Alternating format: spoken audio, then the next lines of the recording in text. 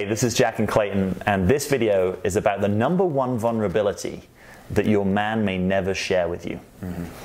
So the aim of this video is to really help pull back the hood on the male psyche and explore something that a lot of men probably experience but may not actually be in touch with themselves, far less be able to communicate to you. So our aim in this video is to really serve you by giving you more understanding and perhaps some tools that will have you have your man open up more to you.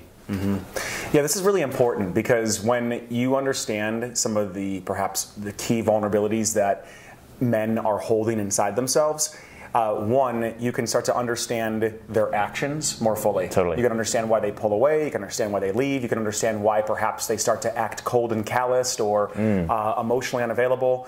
And what that does when you have this understanding is you then have the freedom to no longer take what they're doing so personally and think that it's something that is a reflection of your value, but rather you can understand it's a struggle that he's going through internally. Yes. So, and just sort of gross point, right? Most men, when they're struggling internally, don't find it easy to communicate that. They may get short, they may appear stressed, but they're probably not going to be able to articulate succinctly, hey, this is what's up with me, this is what my internal struggle is. Yep, absolutely. And this internal struggle is there whether you are just meeting a guy, whether you're talking to him on an online dating app, whether he's approaching you, whether you've been on several dates, or whether you're in a relationship with a guy right now and really getting to know him.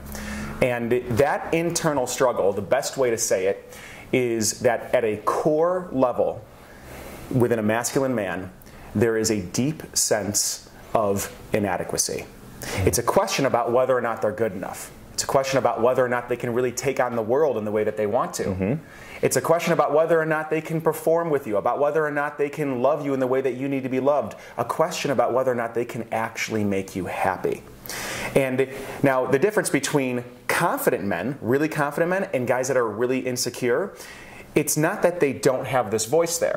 It's not that this insecurity is not there. It's just the confident men don't allow their actions to be an expression of this deep fear. Where men that may come off more insecure are the ones that are very reactive to this internal message. I think you've called it almost like the internal critic before. Right. It's that the like inner voice critic. that's running. Yeah. The voice of doubt, the voice of self-criticism. Yeah. The voice that tends to find the things that you're not good at, find the potential things that could go wrong, blow them up, and kind of play it over and over again. Totally. Yeah. And so how do we know that this exists within men? Well, I'll tell you, number one, from personal experience, I feel it within me, and I've worked with hundreds of guys one-on-one, and when we get down to the core of what's actually happening, it's this fear that is stopping them from being vulnerable and maybe taking things to the next step with women.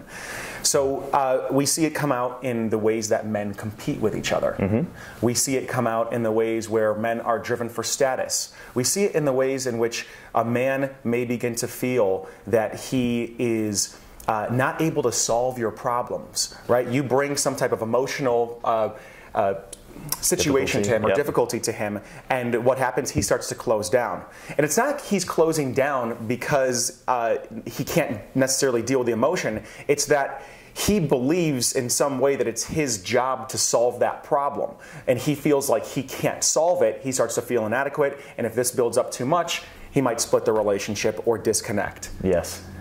This also happens in the way of how a man might approach a woman, might approach you out at the bar or out in a social setting. This fear of rejection.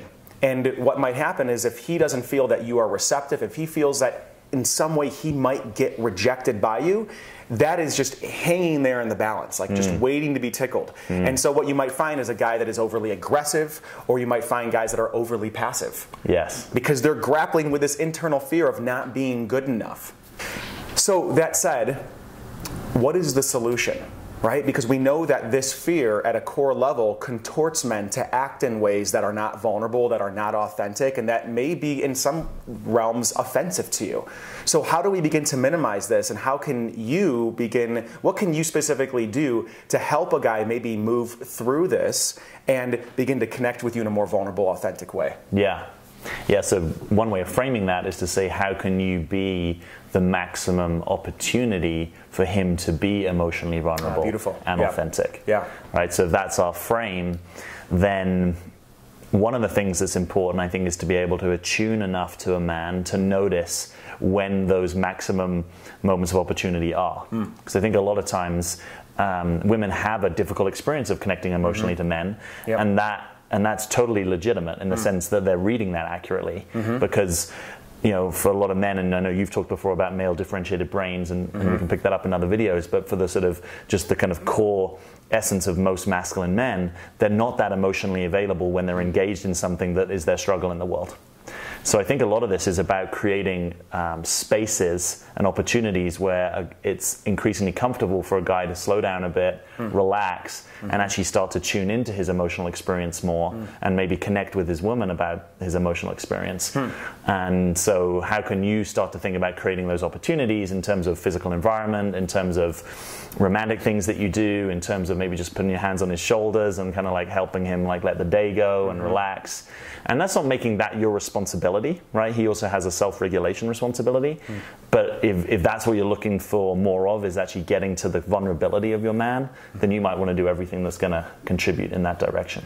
So what I hear you saying is it's looking for opportunities and ways to help a man feel emotionally safe. Yes, I'm glad you've named it. That's a good way of saying it. Yes. So in one way, if you're already in a relationship with a guy, it's understanding that this fear might be just under the surface, tickling there. And if you are maybe in the beginning stages of dating, that emotional safety actually can be created through, I'm imagining, receptivity.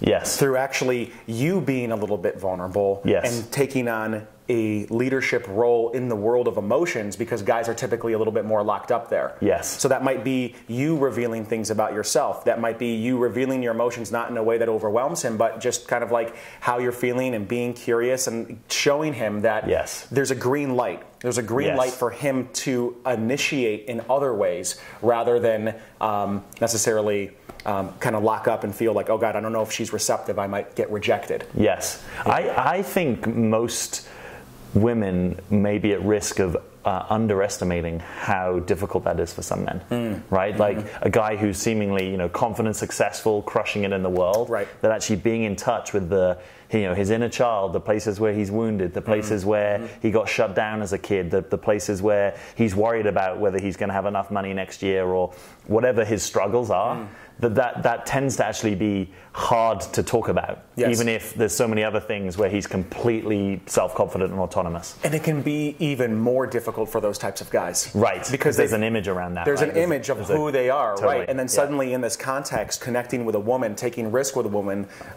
actually being connected to your heart or initiating to get rejected, it feels like it goes so against his own self-image of who he is, that it's like, I'd rather not take the risk. Totally. And so what I find is a lot of men that I've worked with are very successful in certain areas of their life, but they don't give the attention to the places where they're weak because it's just too painful to see those areas of development. Totally.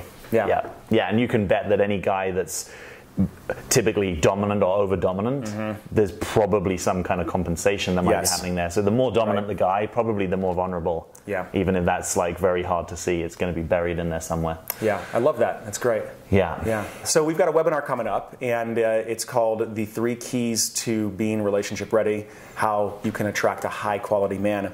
And we dive deep into what we're talking about here. We talk about vulnerability. We talk about different roles and different ways you may be blocking your own authenticity when on a date with a guy, which actually stops him from being able to connect with you. And we also reveal the one question that every man is actually asking inside his mind that he'll never say out loud that determines whether he commits to you or not. The answer to that question determines whether he commits to you or not. So we're really excited about it, and we'd love to have you on and check this out. Yeah, you'll see a link below this video. You can click that. You can choose a time that works for you, and you know, really show up for the webinar because we've had fantastic feedback from people who've gone through it. It can be really transformational. We would love to see you there.